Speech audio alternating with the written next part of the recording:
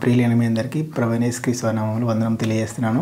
So ఈరోజు ఆస్తి గురించి మనం నేర్చుకుందాము. ఆస్తి గురించి ఎక్కడెక్కడ బైబిల్లో రాయబడి ఉంది అన్న విషయాలు మనం చూసుకుందాము. మొదటిగా సామెత గ్రంథము 8వ అధ్యాయం 21 వచనంలో మీరు చూసినట్లయితే, నన్ను ప్రేమించు వారిని ఆస్తికర్తలుగా చేయదును అని అన్నాడు దేవుడు. రెండోదిగా సామెత గ్రంథం 13వ అధ్యాయం 11వ వచనంలో, కష్టము చేయవాడు తన ఆస్తిని వృద్ధి చేసుకొనును. తర్వాత సామెత గ్రంథము 13వ అధ్యాయం 22వ వచనంలో కనుక మీరు చూసినట్లయితే, మంచివాడు తన పిల్లలను ఆస్తికర్తలుగా చేయును. ఆ తర్వాత సామెత గ్రంథం 18వ అధ్యాయం 11వ వచనంలో, 10వ అధ్యాయము 15వ వచనంలో, ధనవంతునికి వాని ఆస్తి ఆశ్రయ పట్టణము. ఆ తర్వాత సామెతలు 28:8, వడ్డీ చేతను దుర్లాభం చేతను ఆస్తిని పెంచుకుని వాడు దరిద్రులను కరుణించు వాని కొరకు దాని కూడబెట్టును. సామెతలు 29:3, వేశ్యలతో సాంగత్యము చేయవాడు తన ఆస్తిని పాడు చేసుకొనును. సామెతలు 13:22, పాపాత్ముల ఆస్తి నీతిమంతుల కొరకు ఉంచబడును. సామెతలు 11:4, ఉగ్రత దినమున ఆస్తి అక్కరకు రాదు. సామెతలు 28:22, చెడు దృష్టి గలవాడు ఆస్తి సంపాదింప ఆతురపడును.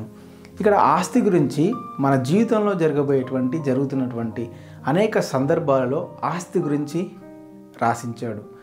ఎలాగా ఒక నీతిమంతుడు ఆస్తి గురించి, మరియు ఒక అనీతిమంతుడు ఆస్తి గురించి, వడ్డీ కోసం ఆస్తి గురించి, ఒక వేశ్యతో ఆస్తి గురించి, అలాగే చివరికి ఉగ్రత దినమందు ఆస్తి దాని గురించి, మరియు చెడు దృష్టి గలవాడు ఆస్తి గురించి.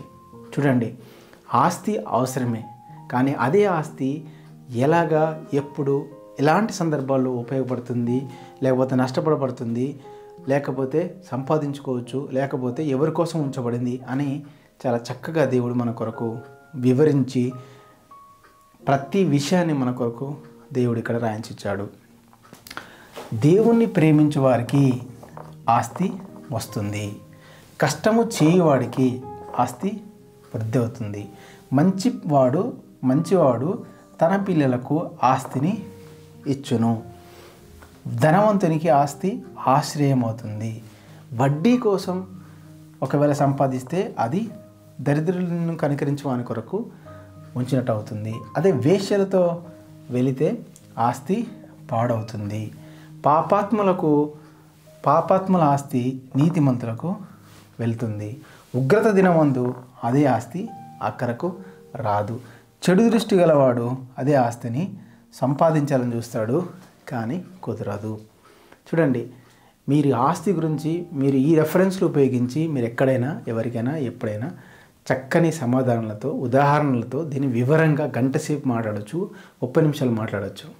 సో ఉపయోగించుకోండి.